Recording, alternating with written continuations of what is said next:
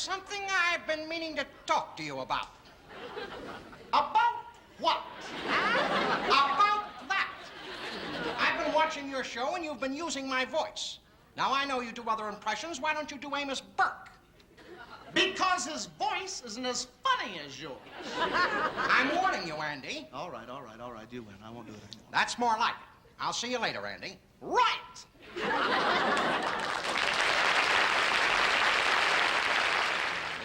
How do you like being a spy? Well, it's all kind of new to me, Andy. I've had to learn a lot of new things like judo and karate. Oh, yeah? Are you good at it? Well, I'm pretty good at karate. I've reached the point now where I can break an 8-inch board right in half with the side of my hand. Boy, that must come in handy in a fight. Well, I don't know about that, but if an 8-inch board ever attacks me, it's in a lot of trouble, I'll tell you that much. When you contact another agent in a foreign country, just as an example, do you use a special password or countersign or anything? Yes, when I contact another agent in a foreign country, I use a special password or countersign. Well, like what? Well, like, for instance, if I contact him, I will say to him, how deep is the ocean? Uh-huh. And he'll say, how high is the sky? And that's the password? And I'll say, how much do I love you? Hey, Don. I'll tell you no lie. Don, really? Wait a minute, Annie. I think I've got something. How many times a day do I think of you? Don! Sorry. You know, your show must keep you busy because mine does. Do you get any time off for yourself?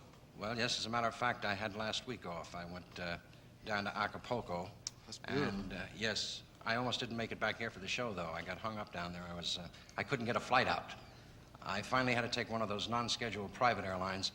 And I'm not usually nervous about flying, but there were a couple of things about this plane that upset me.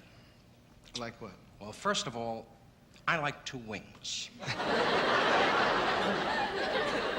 One wing is okay if you're going to kid around, but if you're going to get up there and fly.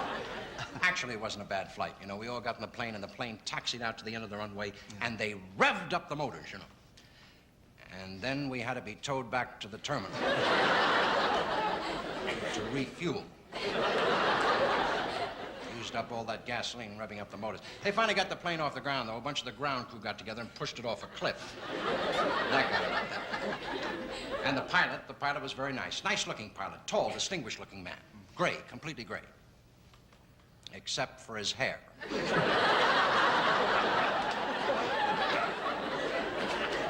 That was black. He was very nice, the pilot. He spoke to us over the intercom. Well, it wasn't really an intercom. It was a Dixie cup and a string. It's very nice, though. He spoke to us over the Dixie cup, and he said, we'll be cruising at an altitude of, 50, 60 feet. You're really going to get it up there this time. He said, we'll be flying nonstop from one end of the airport to the other. Where we'll transfer into buses. See, that was to get over the mountains. They were 80 feet high at that point. I think he was just kidding around. It was kind of a little joke with him to try and take our minds off the fire. See, the wing was on fire. And I can tell you that everybody in that plane was in pretty much of a panic. You've never seen such a panic in all your life. Fortunately, there was a priest on the plane who had been a fireman. Before he became a priest, of course. And he got a hold of an axe and he chopped that plane up pretty good. Everybody was a nervous wreck. You've never seen so many nervous people in all your life. You know how when you get nervous, everybody takes out a cigarette and lights Sure. up? Yeah. Everybody took out a cigarette. But nobody would light up. At least not as long as that priest still had that axe in his hand. Anyway, it was a kind of an exciting flight. The pilot kept talking to us, you know, over the Dixie cup all the way.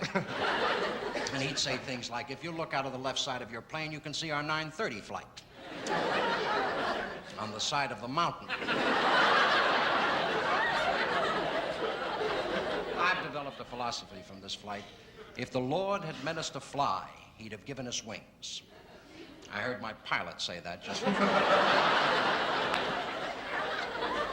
Anyway, I got here this morning. First thing I did as soon as I got here, Andy, right out to the golf course. What happened? I had a hole in nothing. How do you get a hole in nothing? I missed the ball and sank the divot.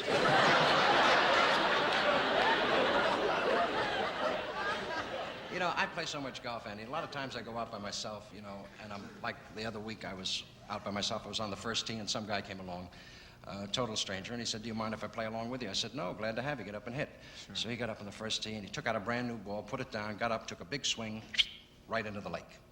Took out another new ball, right into the lake. Took out another new ball, over the fence, into the road. So I said to him, "Look, why don't you use an old ball?" And he said, "I've never had any."